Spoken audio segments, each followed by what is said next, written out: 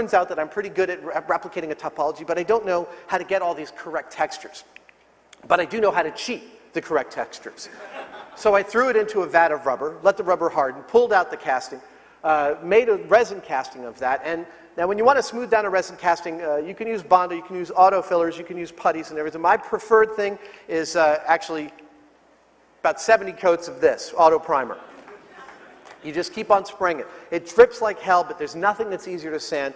And when you're done, you hit it with a bunch of quadruple zero steel wool, and you polish it. And I was able, yeah, so as I'm polishing this casting, you know, I'm trying to work on the light kicks. And luckily, in the movie, there's a scene when they've revealed the Falcon, they actually spin it on camera really close. So I did screenshots of every frame that the Falcon is visible to really replicate. I'm really replicating the light kicks. I'm replicating the lighting in the room and taking a look at my piece as I'm sanding it, as I'm, you know, getting the different planes down until I had this.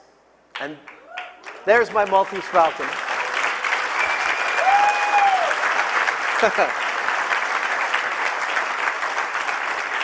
Oh, we're not done by a long shot. I'm obsessive, remember? So here I have this thing, which I now realize from the extensive amount of research that I've done, my Google foo and my arrogance tells me this is the most accurate replica of the Maltese Falcon that anybody has ever made up until now. And I'm pretty satisfied with it. It's got the shine, it's got all the light kicks, it has a lot of moxie, but it's not quite there because it's too light. The real Maltese Falcon weighs 41 pounds. It's lead. I wanted one made out of lead. So I figured, let's start with bronze. I know I want it to be lead. It will eventually be lead. The whole story will end with me having a lead Falcon with that patina. But in the meantime, I wanted to work with something that wasn't poisonous. So I had a wax master cast. We had gates put on it. It turned out, anybody here familiar with the Replica Props Forum? Oh, come on. The Replica Props Forum is a group of really good geeks, of people like me collecting, trading information on, and making their own props from movies that they want. Maps from Middle-earth, Stormtrooper costumes, everything. It's a level of, you wouldn't believe how much detail these guys can go into on Luke's lightsaber from Star Wars. And one of my friends, I have a bunch of friends on the RPF that I've met over the years, actually many that I haven't met, but only via online. We've traded stuff back and forth, and one of them managed a foundry in Northern California, and he did all this work for me, taking my wax master, actually spraying it with the plaster and prepping it, setting it up in his forge, and actually pouring it in bronze. Here's the bronze master just coming out of the mold. Here it is sitting on a scale. You can see it weighs 27.5 pounds, which is close enough. It's actually unbelievably heavy when you go to pick it up.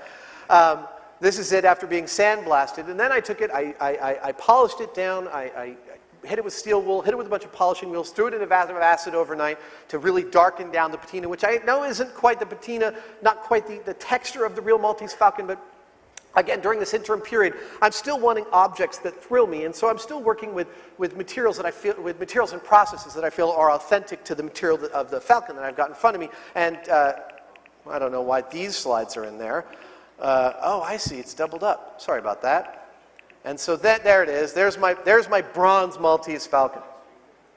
And this thing, yeah, now, this one I'm really psyched about.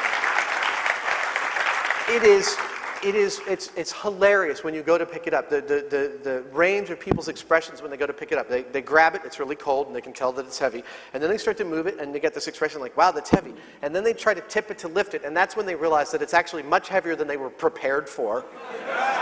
And that a good 20% of people who go near it can't even pick it up. It's like, it's heavier than anything they handle in the normal course of their daily lives.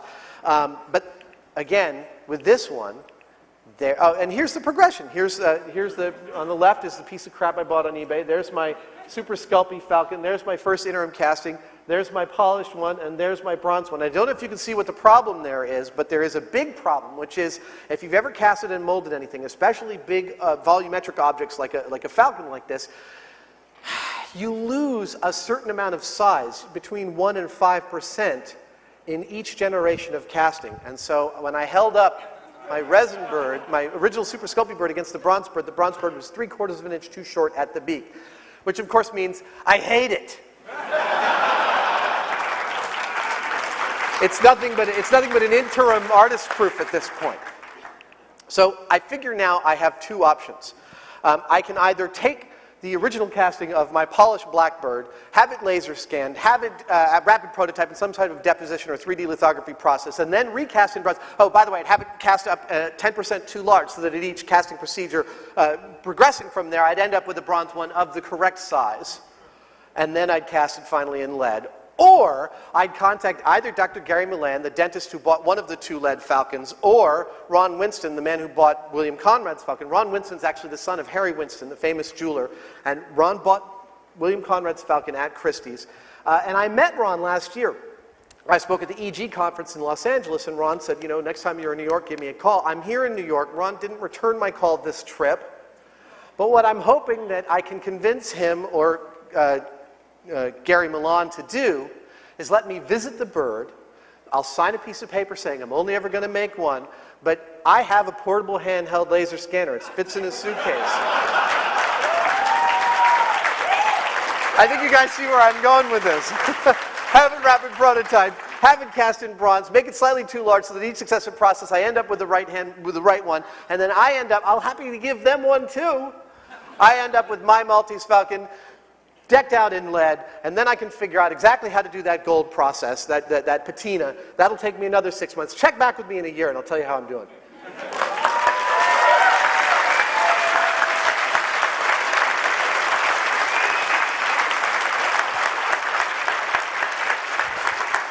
But you guys don't understand obsession like that, do you, now? All right, I am happy to take questions from the audience for the remainder of my time up here. I assume, how many people here have ever, can we get the lights up on the crowd? How many people here have ever yelled at me at the television watching Mythbusters? Yeah. That's the largest percentage I've ever seen. Even at engineering schools, it's not that large. Can we get the lights up on the audience? I'd love to see everybody. Yeah. What's that? They're going to have a microphone. Okay. So apparently there's a microphone. There we go. There it is. Hey! Hi. Hello. Okay.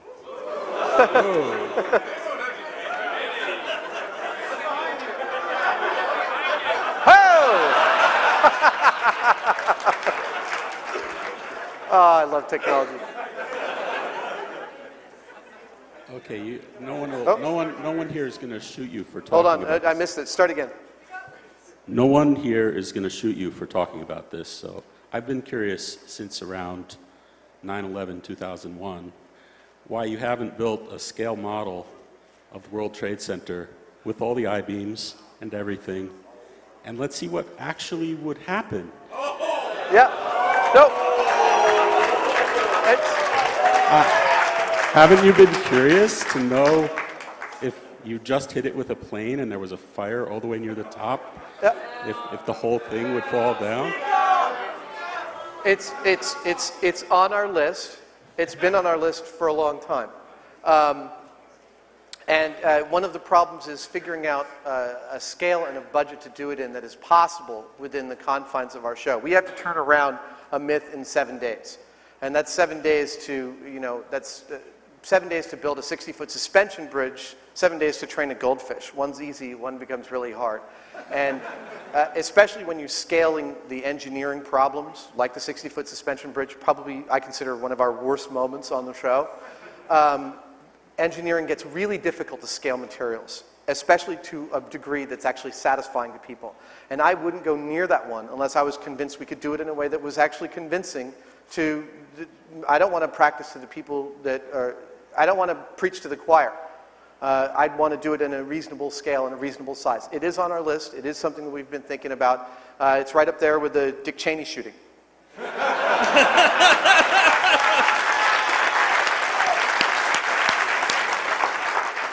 So that actually sort of was stealing my question, but not really. Can you give an example of something that you guys get in and you say, wow, that's really cool, but it is so not for Discovery Channel? Yeah, it's funny. It's a common question. What does Discovery Channel turn down?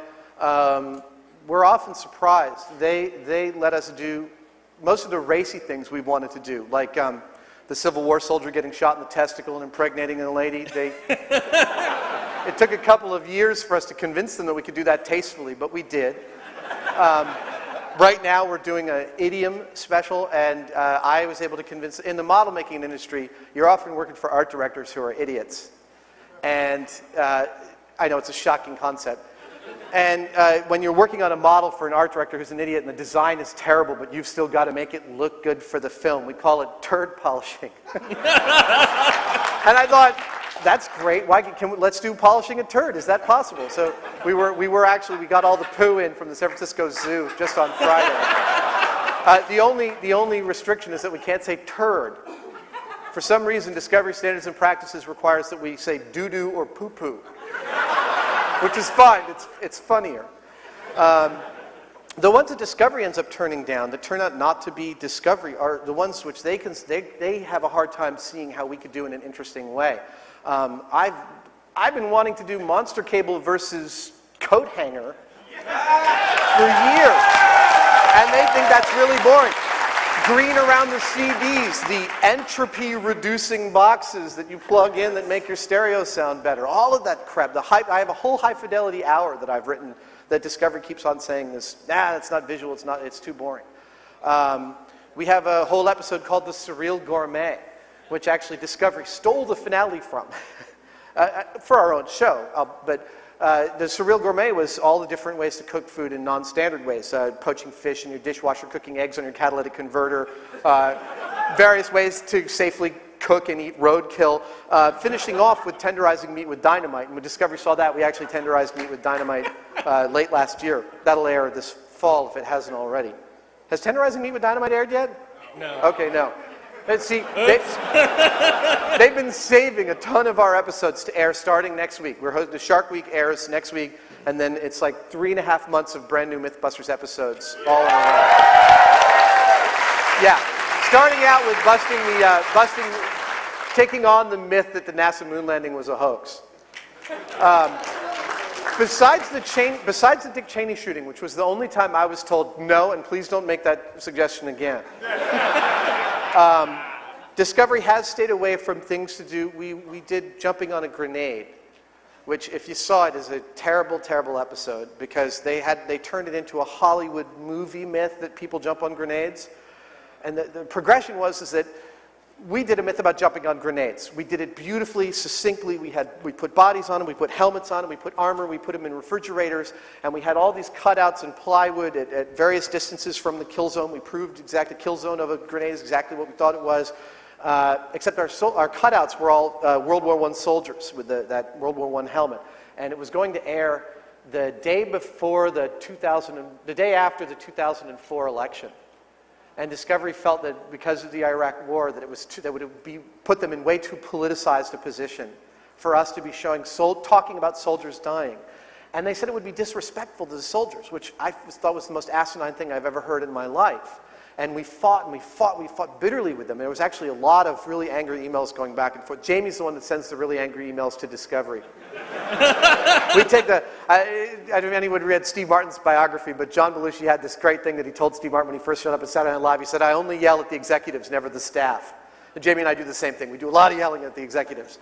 And in the end, they recut it as a Hollywood myth. And what did we get? We got tons of excoriating emails from soldiers saying we disrespected them. And I mean, we forwarded those right off to Discovery and said, you know. Thank you very much. Since I'm standing here, I have to say, as a microbiologist, please revisit food on the floor for 5 seconds. Really? Yeah, too numerous to count is like measuring 480 with a 120 voltmeter. But I don't think we'd come up with any different results. I don't think. Here's the thing. I don't think you would either, but I have a way to test it. Okay. The thing is that we will absolutely revisit when we think we screwed up the results. It's funny. We'll revisit when we screwed up. We won't stand by our results. We don't. I mean, you can't with a data set of 1 and 2 and 5, but we do stand by our methodologies. And I agree some of the methodologies get problematic, but if we're going to come to the same conclusion, there's just not enough meat to do a revisit for it. even though I